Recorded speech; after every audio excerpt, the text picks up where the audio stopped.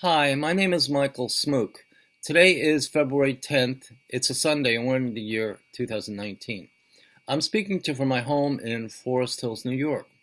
Forest Hills is in Queens County, which is an outer borough of the city of New York.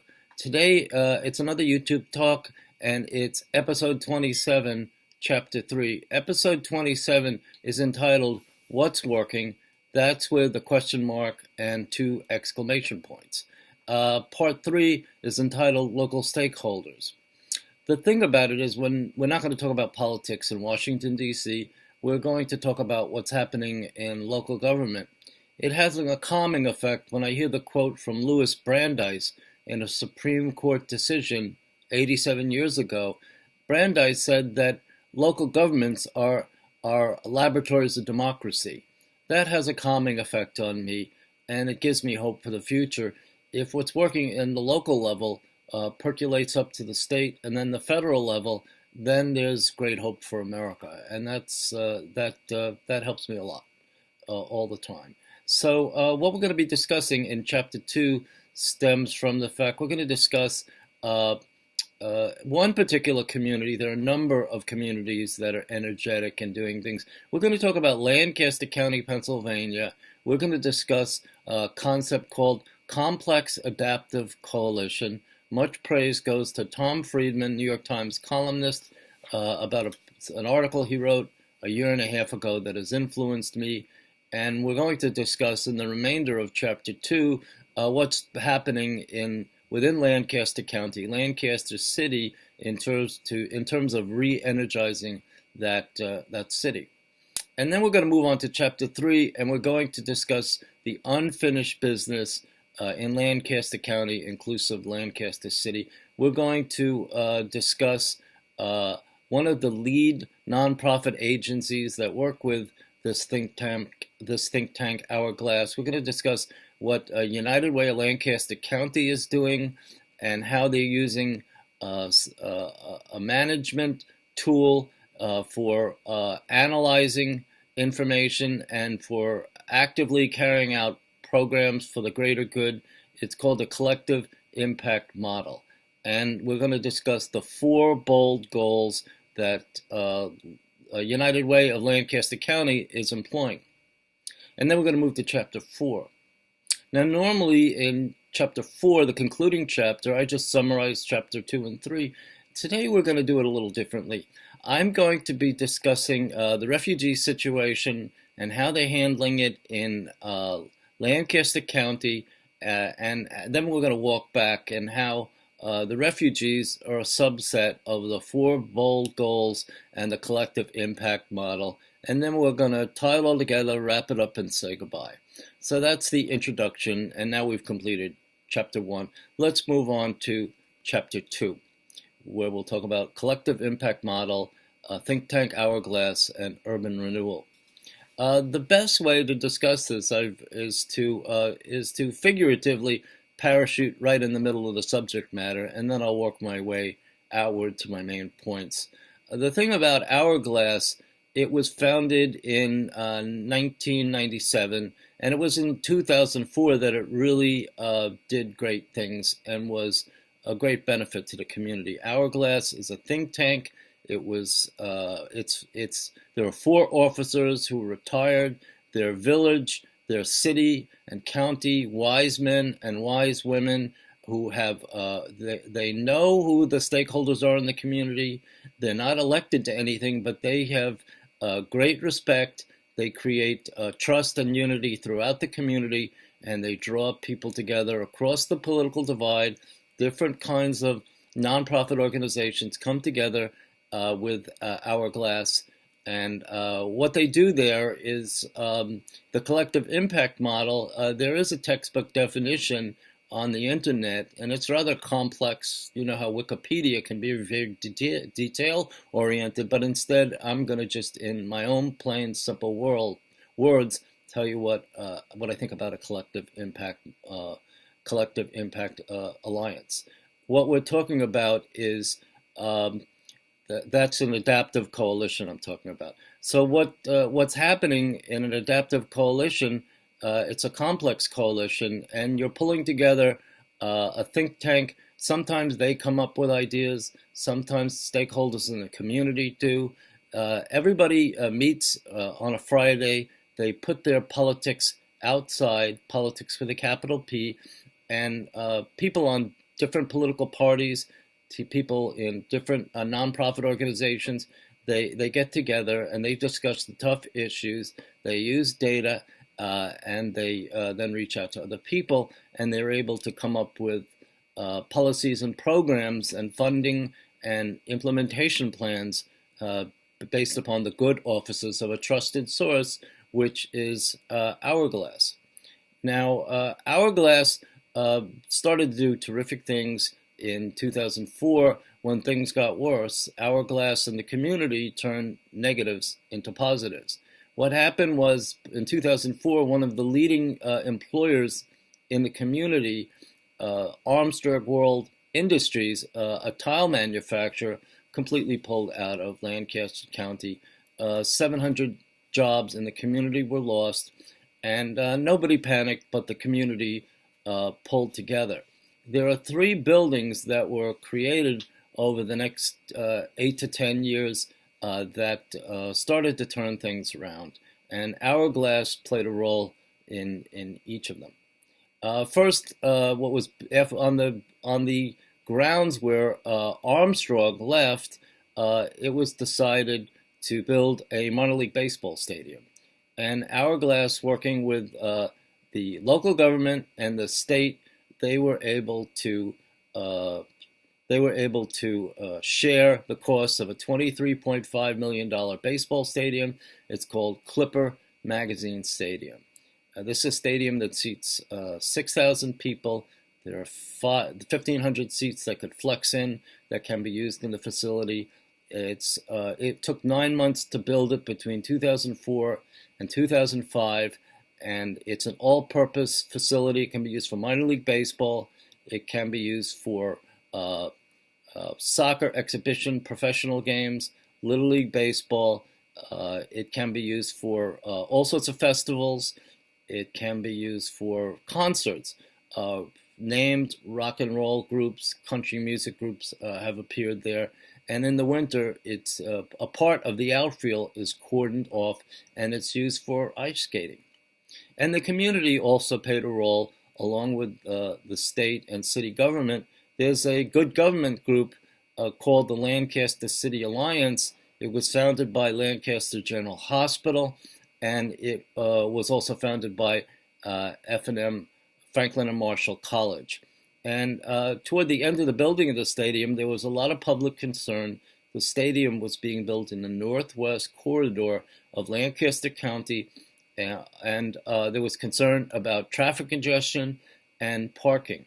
And the Lancaster City Alliance was able to use its good offices, reach out to different stakeholders in the community and individuals, and assuage the concerns of people who felt there would be traffic jams based upon use of the baseball stadium for baseball and other purposes. And also, Lancaster General Hospital is not far from the stadium, and it was agreed that if the lots near the stadium were filled up, that people could park at Lancaster General. Lancaster General is not far from the stadium, and there would be people could park there, and there would be bus transportation to and from the stadium before and after baseball games and other events. So these are the kind of things that other stakeholders in the community were able to get things moving to push it through and get the stadium built and accepted by the community. And there were two other buildings that I think had a lot to do with the turnaround of Lancaster City. What happened was Hourglass, working with the mayor, Richard Gray, a Democrat, and with the state senator, Lloyd Smucker, a Republican, they were able to work with them and appeal to the state legislature to create a community reinvestment zone. And an authority would be created to issue bonds. Local foundations and businesses could invest in this community reinvestment zone.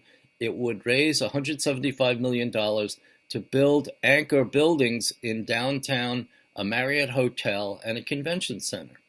So these two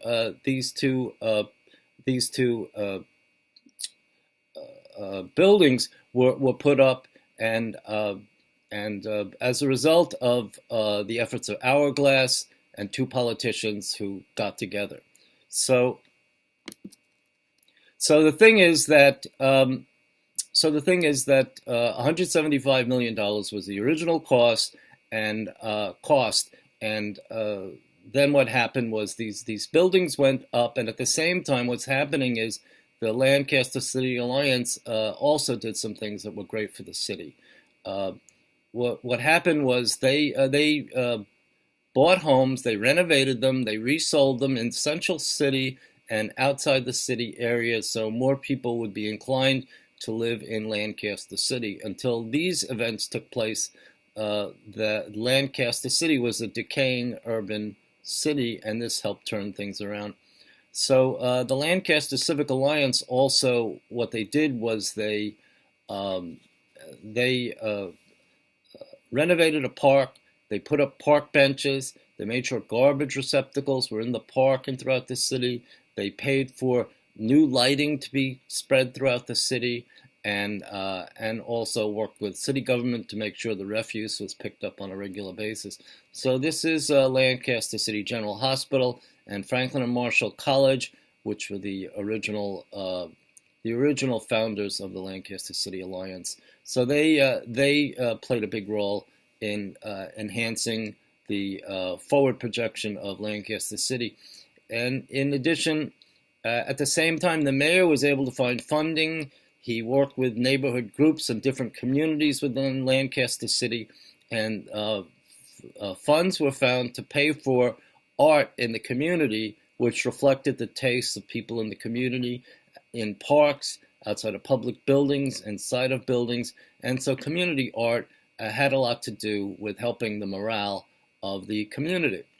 So once you have all these things taking place, what's happening at the same time is restaurants are moving into the city, coffee houses are opening up, entertainment venues are taking place, also antique stores, shopping goes on, and it becomes a real exciting place. And also startup companies are bringing their firms, some of them computer firms, people graduating from local colleges, Millersville and Franklin and Marshall. They're graduating, and they're deciding that this small city of 60,000 is a really nice place to live post-college, where they could get a job with a living wage. So it's a confluence of events, of good things that are happening to the city, which is very uplifting. Now, the thing about it is, as we close off chapter 2, I want to point out about a year ago, Forbes magazine came to Lancaster City. Forbes magazine looked at cities throughout the country, large, medium, and small, and it stated in the article that Lancaster City, a small city, was one of the coolest cities in America to visit and or possibly live in. And the article pointed out that with Lancaster City, the architecture is the real star. You have homes that are, some of them are European style, for example, Victorian genre and American style, which includes Federalist houses, and you have reconfigured factories and cobblestone streets, and it's really a beautiful city to walk around. And also, the article pointed out that Lancaster County had a bustling food scene and was a cultural hotbed. So these are all terrific things, and it sounds like great news for Lancaster City. Now, before we close, let me just point out, this is not nirvana, and the city has a lot of work to do. And this will lead us into chapter 3. The thing about it is, when you look at demographics in terms of ethnicity, race, and economics, Lancaster City is about 40% white, about 40% Hispanic, 15% black, and 5% Asian. 10% of the people are out of work, and 30% of the people are below the poverty guidelines. So that there's clearly a lot of work that needs to be done in terms of overlapping social welfare and economic issues to help low-income people and get them on the trajectory where they could start to be middle class and feel that they have equity in the system. So now that we've summarized chapter two, where we spoke about uh, adaptive coalitions, complex adaptive coalitions, we spoke about hourglass, and we talked about urban renewal. Now let's go on to chapter three, where we're going to talk about the lead nonprofit agency, United Way of Lancaster. We're going to talk about the collective impact model, and we're going to talk about the four bold goals. And this is going to be a really good chapter. So this is chapter three. So the thing about United Way, let's talk about it in general and then drill down to United Way of Lancaster. United Way is one of the most trusted philanthropies and organizations devoted to social welfare and or healthcare issues in the country. It is in the United States and at least 40 other countries worldwide. There are 1,800 semi-autonomous chapters throughout the world.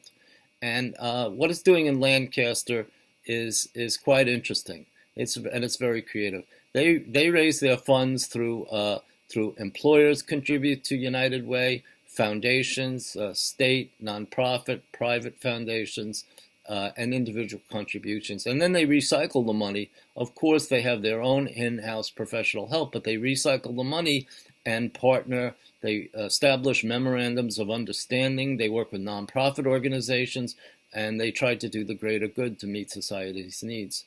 And so what they're doing in United Way of Lancaster is they're working with government agencies. They're working with nonprofits, 100 different organizations within the community. And one of the things they do as a preparatory work is they met with different organizations in the community, and they asked them very specific questions. They wanted to know, among the main purpose of the organization, what are the challenges that are unique and specific to the services they're trying to render. And also, they're not only speaking one-on-one with different organizations, they're getting different organizations to speak to each other. So what we're talking about is it's all about communication and teamwork. So United Way is kind of a broker, and they're trying to work with everyone, and it's really a collective effort. Now the thing about it is what the United Way is doing is they've focused solely on, instead of a wide number of goals, what they're doing is they're focusing on four bold goals, and they're using the collective impact method. For the four bold goals, well, let's first talk about the collective impact method. The collective impact method stems from the fact that they're using statistical data from from all 100 organizations they're working with. The organizations know about their statistical indicators and their work product and their productivity. It's collectively, you're gathering the data from all organizations, and United Way is analyzing it, as is Hourglass, but the main organization doing the analysis is a think tank associated with Franklin and Marshall College. And this is called the feedback loop, and you need to know where you are forging ahead and productive in areas where they're falling short. So this way, mid-course, you can take corrective actions, and this way you can achieve your goals that you want to do. Now, in terms of the collective impact model, what the United Way is doing is they're focusing on four specific areas that could help Lancaster County and lower the unemployment rate and get people above the poverty level and get people on track for middle-class jobs and take care of various needs. And in this way, this is how they're doing it. They want to reduce poverty in the next 6 years by 50%. They want 100% of the people living within Lancaster County, that's 600,000 people, they want them to have a medical home, which means you have a primary care doctor. If you're sick, there's a hospital you can go to. There's 100% of children will be kindergarten ready when they start kindergarten, and also students and adults will be if they are not in a position where they have post-secondary education credits, they can receive assistance. If they're near the poverty level or below the poverty level. These are job training, education, and job training that can be provided free of charge because of charitable contributions, and also the city and county are also participating in these endeavors as well as foundations and other businesses. So the other goal is to get people into education. If you're a high school student and you have no plans for college, you'd have no advanced placement credits. You have no immediate plans to go into a job training program. You can participate in this kind of endeavor. And if you are unemployed, underemployed, new to the workforce, maybe you're a refugee, you also can qualify for these kinds of programs. These are educational programs. They're certificate degrees. They could lead to associate degrees, and there are programs so you can learn welding, automotive sciences, heating, ventilation, air conditioning systems, in healthcare, nursing assistants, and certified nursing, dental assistants, and certified nursing assistants. So these are just some of the programs that you can participate in. So for these endeavors, you could learn middle skills and be on the trajectory of becoming middle class and having a good life where you can afford to put a roof over your head, food in your fridge, clothes on your backs, and have a family. So the whole idea is this is not a handout. It's not a handout. It's a leg up, and it's to help people to get started on a trajectory where they can be middle class. So these are the programs that we're talking about, and it relates to the greater good in the community. And this shows how nonprofit organizations and government, with a think tank sometimes as the catalyst, often as the catalyst in getting this done. These are the things that can be done to move things forward for the community. So now that we've basically summarized the collective impact model, the 4 bold goals, and the efforts of organizations like United Way, as well as Hourglass and its other partners, government, nonprofits, different kind of nonprofit organizations, and how they're collectively working together for the overlapping areas of social welfare and economics. So that about summarizes chapter 3. Let's go to chapter 4. Chapter 4, normally what we do in these talks is, I summarize chapters 2 and 3. Instead, I want to go a little further and talk about the refugee situation. It's an interesting place. The people in Lancaster County, over 60% of them voted for Donald Trump in the 2016 election. While they like the president, they don't necessarily agree with some of his rhetoric and where his policies and programs are headed. The state of Pennsylvania and the county of Lancaster have a history of welcoming people who've been oppressed because of their politics, their religion, because of economic hardship, and they welcome people in these communities. They have a long history of over 200 years. And so the people of Lancaster understand that the federal government has a very thorough vetting process for refugees. Lancaster County is the refugee capital of the country. Compared to every county in the United States, Lancaster County has 20 times per capita the number of refugees coming into this small 600,000 county than the rest of the country. And that's because they understand a couple of things. They understand that within the federal government, there are 9 federal agencies that vet refugees coming into the United States, and then cities and counties could appeal to federal agencies and say that they will take responsibility for settling these people. So in Lancaster County, they understand the 9 federal agencies that perform the vetting process. Within those 9 agencies, there are 14 points where processes that need to be gone through, where people are vetted, and they're vetted for a number of reasons, including the issue of safety, to make sure that people, refugees, are not fifth columnists who want to commit terrorist attacks. But let's look back at the last 50 years of refugees coming into the United States. 3 million people have come into the United States. The federal government has been very thorough about this, and the thing about it is that there have been less than a handful of terrorist attacks.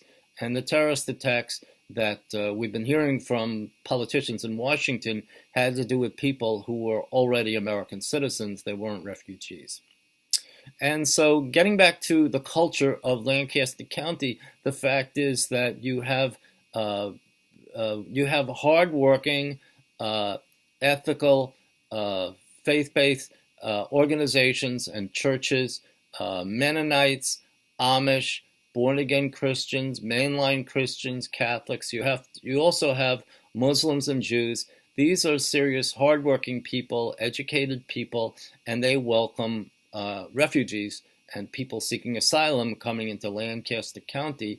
So this is the culture that is taking place in this community, and these are things to keep into consideration. One other point before we go, I wanted to point out that what they've done in Lancaster County is rather unique. With government getting involved, the school board of Lancaster County, they have a middle school which is co-located as a refugee center. It's a one-stop shop for refugees coming into the community. It could impact people who are newborns to young children, through seniors and everybody in between. When after you've been processed through the State Department, the FBI, Homeland Security, and then you come to Lancaster County, what happens is that caseworkers will review your file, and they'll make sure that you're good to go in terms of housing, food security, school, pre-K through 12, and then the jobs program we've spoken about. So they are good to go, and they're all set up, and they're very focused. And this is what's happening in Lancaster County. Now, the thing about it is, the reason why we did this, in conclusion, we didn't necessarily summarize, but we extended Chapter 3, and that stems from the fact that when you look at the 4 bold goals that we're talking about with the United Way involved in brokering with other government and nonprofit organizations, the refugees are a subset of the people who are receiving the benefits of these 4 bold goals. And these are people that people who are immigrants who are working age. While it's true that they are going to school, they frequently work full time. Within 3 to 6 months, they get a full-time job, and it's possible to have a living wage making $10 to $12 an hour because the real estate costs are less, and there are for people to be working and to rely less on government support at the federal, state, and local level, although they still do receive some support. So the thing about it is, the whole idea is with the refugees is to get people back on their feet and to help them out as quickly as possible. So that about covers today what I wanted to talk about. So the thing about it is, we've been talking about complex adaptive coalitions, new terminologies. We're talking about people coming together at government and nonprofit organizations, and we're talking about collective actions. And it's less about politics, and it's more about public administration. And it's compared to what you see on TV and read in the newspaper. It's not salacious details. It's very important small details that come together that are well thought out. And the whole idea is behind the plans, like collective impact model, is that how to stretch a dollar. It's all about utilitarian concepts, the greatest good for the greatest number, and it's about cost-benefit analyses. So it's about running endeavors for the public good in a rather beneficial business-like manner. So we're taking the worst aspects of politics out, and we're appealing for the greater good. And I've covered just about everything I need to today. From the bottom of my heart, thank you for tuning in. My name is Michael Smook. It's February 10th, and we're in the year 2019. I'm speaking from my home in Forest Hills, New York. Forest Hills is in Queens County, which is an outer borough of the city of New York. Today, it's episode 27, part 3. Episode 27 is What's Working. Part 3 is Local Stakeholders. So until next time, goodbye and good luck.